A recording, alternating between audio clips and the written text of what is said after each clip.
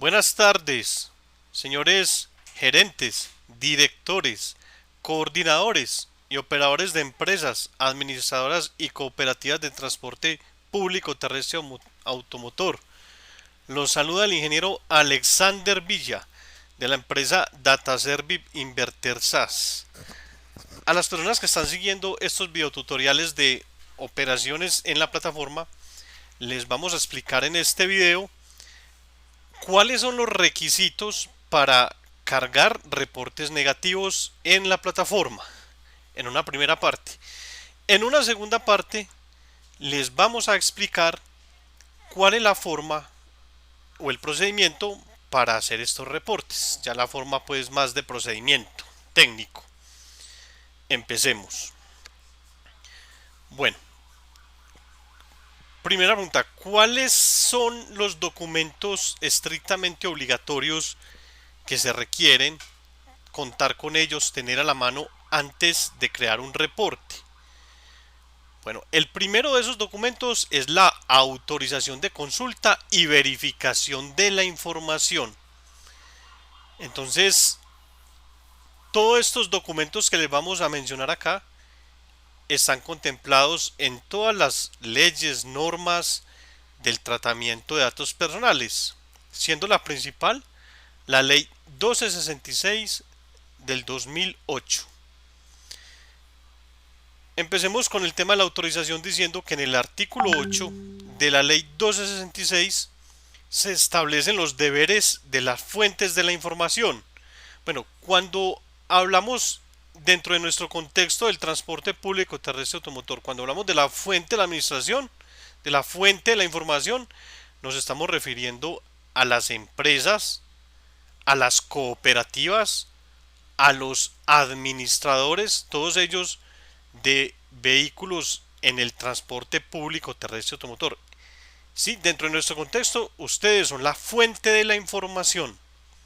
En un video anterior, en el video donde se explica la parte legal de la plataforma, entramos a fondo en cada uno de estos roles en el habeas data. O sea, hablamos más extensamente de quién es el titular de la información, quién es la fuente, quién es el operador. Por lo cual acá solamente estamos mencionando a modo de recorderis. Entonces, en el artículo 8 de la ley 266 dice que las fuentes de la información eh, están obligadas a lo siguiente. Entonces, en el numeral 5 dice, se establece que la fuente se obliga a solicitar cuando sea el caso y conservar copia o evidencia de la respectiva autorización otorgada por los titulares de la información y asegurarse de no suministrar a los operadores ningún dato cuyo suministro no esté previamente autorizado, cuando dicha autorización sea necesaria de conformidad con lo previsto en la siguiente ley. Bueno, ¿qué significa esto? Que en la plataforma de DataService no debe existir ningún reporte que no cuente, que esté sin la autorización de consulta dada por el titular. Eso está prohibido por la ley 1266. Todo reporte que se encuentre en la plataforma debe contar con su respectiva autorización de consulta y verificación de la información por parte del titular. Dice, ¿quién es el operador de la información? Es DataService en este caso. Entonces no debe existir ningún reporte allí que no cuente con autorización. En el numeral 6 dice, deber de la fuente A, certificar semestralmente al operador.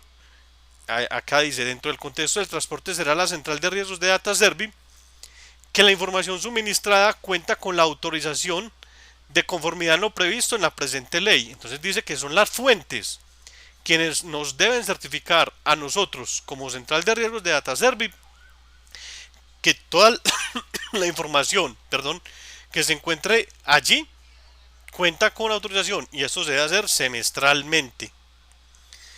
En el artículo 6, ya sabe que estamos hablando de la ley 266, dice derechos de los titulares de la información.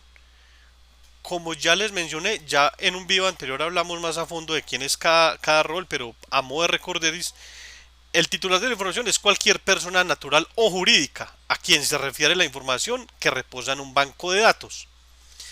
Dentro de nuestro contexto vamos a hablar de que esos titulares, como pues, que son los conductores, los propietarios, los empleados de las empresas.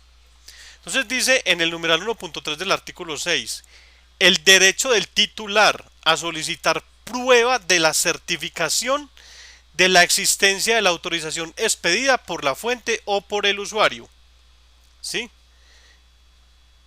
En el artículo 7 dice, deberes de los operadores de los bancos de datos se establece, dice, se obliga al operador de la información. Ya sabemos que cuando hablamos del operador de data service, a solicitar la certificación de la fuente de la existencia de la autorización otorgada por el titular, cuando dicha autorización sea necesaria conforme a lo previsto en la presente ley. Entonces, ¿qué significan el numeral 1.3 del artículo 6 y el artículo 7? Que por estas son las razones por la cual la fuente de la información, o sea, las empresas, administradores, cooperativas de transporte, deben de guardar la autorización de consulta. ¿Por qué? Porque el titular tiene el derecho de solicitar un certificado de que existe su autorización en cada una de las empresas o de los administradores. Y encima de eso, esos titulares de la información pueden interponer esos derechos de petición, sea ante ustedes como empresa, como cooperativa, como administradores o ante nosotros. Y según el numeral 5, cuando esos derechos de petición sean interpuestos ante nosotros, nosotros debemos solicitarles a ustedes como fuente que cuentan con la autorización de consulta y verificación de la información. Lo dice el numeral 5 del artículo 7.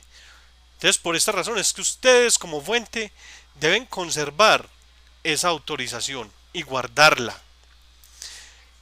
Voy a proceder a mostrarles cuál es la autorización. ¿Sí? Esta es la autorización que suministra la plataforma de DataService. Este papelito no es solo llenarlo para consultar.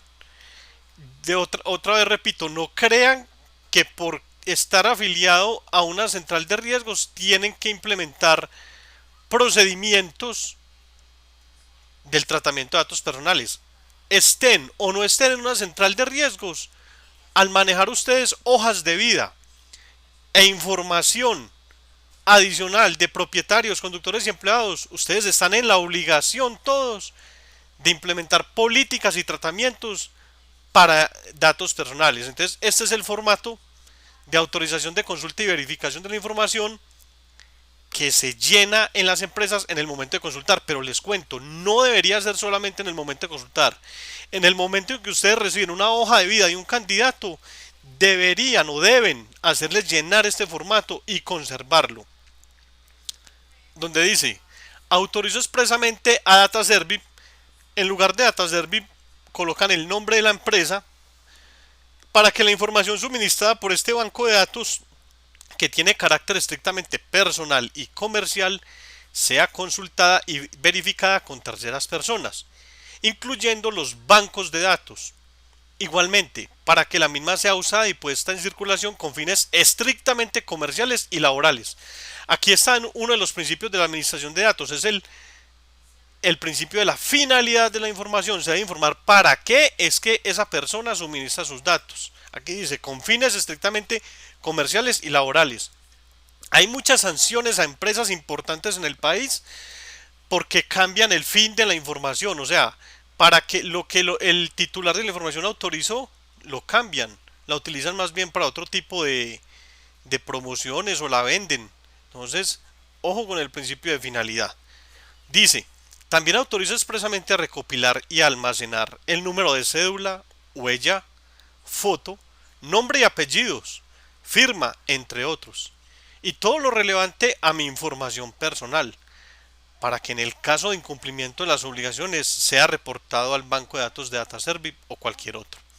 Entonces, miren, la autorización de consulta es un formato muy sencillo en donde la persona, el titular, recuerden, este contexto es el conductor, el empleado, el propietario, llena la fecha en la cual entrega información a la empresa, coloca su nombre completo, su número de documento, clasifica ese número de documento a qué pertenece, si es una cédula, si es una tarjeta de identidad, si es un pasaporte, si es una cédula de extranjería. Coloca su huella y firma. Esto es todo lo que es el formato de autorización de consulta y verificación de la información. Voy a proceder a guardar este formato para el ejemplo que vamos a hacer de crear un reporte en la plataforma, ¿sí? Para adjuntarlo.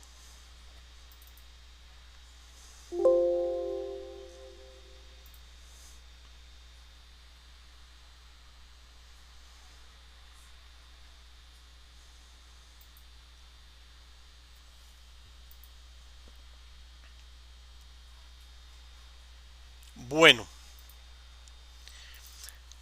un segundo documento indispensable y obligatorio antes de crear un reporte se llama la comunicación de reporte a centrales de riesgos.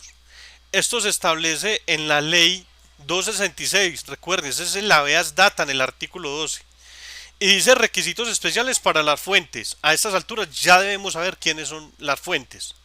Dice, el reporte de información negativa sobre incumplimiento de obligaciones de cualquier naturaleza que hagan las fuentes de información a los operadores de bancos de datos, ya sabemos quién es el operador, de información financiera, crediticia, comercial, de servicios y la proveniente de terceros países, solo procederá previa comunicación al titular de la información, con el fin de que éste pueda demostrar o efectuar el pago de la obligación, así como controvertir aspectos tales como el monto de la obligación o cuota y la fecha de exigibilidad. ¿Qué significa esto? Les voy a explicar que esta comunicación hay que enviarla para que, o sea, toda persona tiene derecho a saber que va a ser reportado. Tiene derecho a enterarse que va a ser reportado. ¿Para qué? Para que pueda defenderse. Ahí dice la palabra controvertir, es defenderse. Puede alegar sobre el monto por el cual le llegó la carta o desde la fecha que se le está exigiendo. Para eso es la carta, para que se pueda defender. Dice aquí, dicha comunicación podrá incluirse en los extractos periódicos que las fuentes de información envíen a sus clientes. En todo caso, las fuentes de información podrán efectuar el reporte de la información transcurridos 20 días calendario siguientes a la fecha de envío de la comunicación. En palabras coloquiales, hay que esperar 20 días después. Si a los 20 días que se envía esta carta de comunicación la persona no aparece, ahí sí se puede proceder a hacer el reporte. ¿A dónde se envía? Acá mismo dice, en la última dirección de domicilio del afectado que se encuentre registrada en los archivos de la fuente de la información. Y sin prejuicio, si es del caso, de dar cumplimiento a la obligación de informar al operador que la información se encuentra en discusión por parte de su titular cuando haya presentado solicitud de rectificación o actualización y esta aún no haya sido resuelta. Les aclaro, como dice el artículo 12, la comunicación de reporte se envía a la última dirección con que cuente la fuente o la última dirección que tengan ustedes como empresa, administrador, cooperativa. A esas envía. Si la persona vive o no vive allí, pues la verdad ese ya no es su problema. O sea, ustedes deben de cumplir con el procedimiento de enviar esa comunicación, como dice la ley, a la última dirección que tengan, ¿sí? La segunda parte de este párrafo es que ese titular, si supongamos el reporte ya se montó, que ya saben que el reporte se monta en un estado, queda en estado activo, pero si ese titular a través de un derecho de petición quiere demostrar que de pronto controvertir, como dice acá, que de pronto esa no es la cantidad que debe o no es desde esa fecha, hay que cambiar el estado de activo a un estado que se llama información en discusión. ¿Sí? Eso es un estado que la plataforma permite colocarlo cuando se necesita tomar una decisión en base a hechos, esperar para mirar si ese reporte debe volverse a colocar activo o debe bajarse. O sea, ahí obliga a los operadores de bancos de datos que ante una reclamación la información pueda ser marcada como información en discusión, así esté ya reportado. Bueno, muy importante, esa comunicación de reportes centrales de riesgos las deben enviar por correo certificado. ¿Qué es correo certificado? Por ejemplo, por envía, por servientrega, por TCC, por coordinadora. Y deben de guardar la guía de envío, ¿sí? Para ser adjuntada junto con la carta en el momento de crear el reporte negativo en la plataforma de DataService. Muy sencillo, cuando vayan a enviar la carta de comunicación de reporte a centrales de riesgos, imprimen dos. La una la envían por correo certificado y la otra la guardan con la guía y la escanean para ser adjuntada con el reporte. Vamos a ver acá un modelo de carta de comunicación de reporte a centrales de riesgo que se les está enviando a todos para que ustedes lo puedan personalizar. Entonces, lo primero que hay que colocar es la fecha en que se envía la carta de comunicación. Recuerden, para que puedan contarse los 20 días y hacer el reporte en caso de que no haya controversia, de que no haya defensa. Bueno, dice aquí, comunicación de reporte a centrales de riesgo, dice Ley 1266 del 2008, habeas data, artículo 12. ¿Qué sigue? Nombres y apellidos del destinatario. Reciba un cordial saludo. Dando cumplimiento al artículo 12 de la Ley 1266 del 2008, habeas data, por medio de la presente, le comunicamos que desde él, aquí mira, aquí hay un espacio para aquí, dice aquí, escriba aquí la fecha de exigibilidad de la obligación, es decir, desde cuándo le debe, fecha en la cual debía haber pagado la suma de, aquí, escribir aquí el valor de la obligación, monto adeudado, ¿sí? Aquí es donde lo escriben. Usted se encuentra en mora frente a las obligaciones adquiridas con, dice aquí, nombres y apellidos del acreedor. ¿Quién es el acreedor? ¿Es un propietario? ¿Es un administrador de vehículos? ¿O es la cooperativa o la empresa? ¿Sí?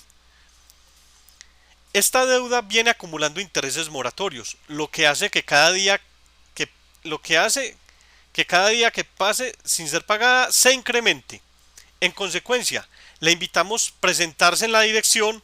Entonces aquí dice, escribir aquí la dirección de la entidad en donde podrá presentarse a hacer el reclamo o firmar un acuerdo de pago, para recibir asesoría sobre cómo puede pagar esta obligación a cuotas por medio de la firma de un acuerdo de pago, lo cual aumentará sus posibilidades de reubicarse laboralmente en el sector del transporte público terrestre automotor. Recuerden, este formato es un formato propuesto. Si ustedes no quieren hacerle acuerdo de pago, entonces le borran ese pedazo, pero le deben de dejar una dirección donde la persona pueda presentar un derecho de petición y defenderse, ¿sí? Dice, si transcurridos 20 días calendario posteriores al envío de esta comunicación, usted no se presenta en la dirección especificada para pagar o rebatir esta información, con base en la autorización que ha otorgado a la fuente de la información, procederemos a reportar ante la central de riesgos especializada en el sector del transporte público terrestre automotor DataService la información negativa que refleje el estado actual de su obligación como morosa.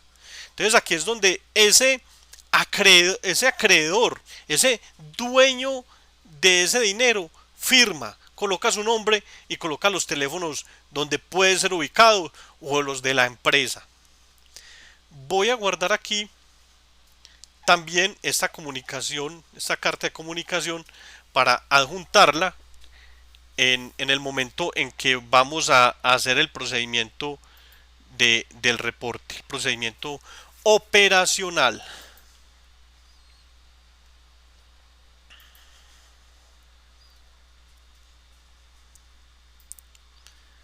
Bueno, ¿y cuál es el tercer requisito obligatorio? Es el contar con un documento que soporte el monto, la cantidad por la cual esa persona va a ser reportada. ¿Qué recomendamos? Que se tengan documentos que puedan clasificarse luego como un título valor, ¿sí? Como por ejemplo facturas, la cotización del taller, de cuánto cuesta el arreglo, un pagaré, una letra de cambio, ¿sí? Hay otros documentos que de pronto pues pueden adjuntarse, pero ya en el punto de debatir no van a ser como tan objetivos, ¿sí? Por ejemplo, la planilla es un documento válido, pero no sabemos ya en el momento de entrar en un arbitraje, pues qué tan objetivo puede ser este documento. Entonces, nosotros dentro de este correo que les estamos enviando, les estamos enviando un formato de un pagaré. Dice formato pagaré con autorización para llenar espacios en blanco, ¿sí? Que sería un documento para soportar el monto. Y dice así: yo, nombres y apellidos del deudor, mayor de edad, identificado como aparece al pie de mi firma, actuando en nombre propio por medio del presente escrito, manifiesto lo siguiente. Primero, que debo y pagaré incondicional y solidariamente a la orden de. Acá se coloca el nombre del propietario o del administrador o de la empresa, nombre del acreedor o a la persona natural o jurídica a quien el mencionado acreedor ceda o endose sus derechos sobre este pagaré. La suma cierta de, bueno, aquí se coloca el valor. Recuerden que esto ustedes lo harían firmar en el momento de contratar a su personal, ¿sí? Queda en blanco. Este procedimiento de la letra en blanco, del pagaré en blanco, no nos lo estamos inventando nosotros. Hagan el ejercicio y vaya, pidan un préstamo en Bancolombia, en el Grupo Aval, en cualquier entidad, y allá les van a hacer firmar una letra en blanco, un pagaré en blanco. Y si ustedes preguntan por qué, es porque ellos siempre presumen que se les va a quedar debiendo. Y si usted le pregunta, ¿y por qué en blanco? Porque ellos dicen nosotros porque no sabemos cuánto nos vas a quedar debiendo ni desde cuándo. Esto es un procedimiento que existe en el sector financiero y la idea es que ustedes se implementen en el sector del transporte para darle pues formalidad a este tema, ¿sí? Entonces dice pesos, moneda legal colombiana, pagaderos en la fecha, la dejan en blanco, ¿sí? Si esa persona queda debiendo, lo llenan, si no, delante de él rompen este documento. Segunda, que en caso de demora pagaré a, dice acá en este espacio se coloca nombre del propietario o administrador o a la persona natural o jurídica a quien el mencionado acreedor ceda o endose sus derechos, intereses de mora a la más alta tasa permitida por la ley desde el día siguiente a la fecha de exigibilidad del presente pagaré y hasta cuando su pago total se efectúe. Tercero, expresamente declaro excusado el protesto del presente pagaré y los requerimientos judiciales o extrajudiciales para la constitución en mora. De una vez está excusando este pagaré y los requerimientos judiciales o extrajudiciales. El cuarto, en caso de que haya lugar al recaudo judicial o extrajudicial de la obligación contenida en el presente título o valor, será a mi cargo las costas judiciales y o los honorarios que se causen por tal razón. Aquí está expresando que él es el responsable de pagar esas costas judiciales también, que las asume en caso de dejarle una obligación a la empresa administrador cooperativa de transporte.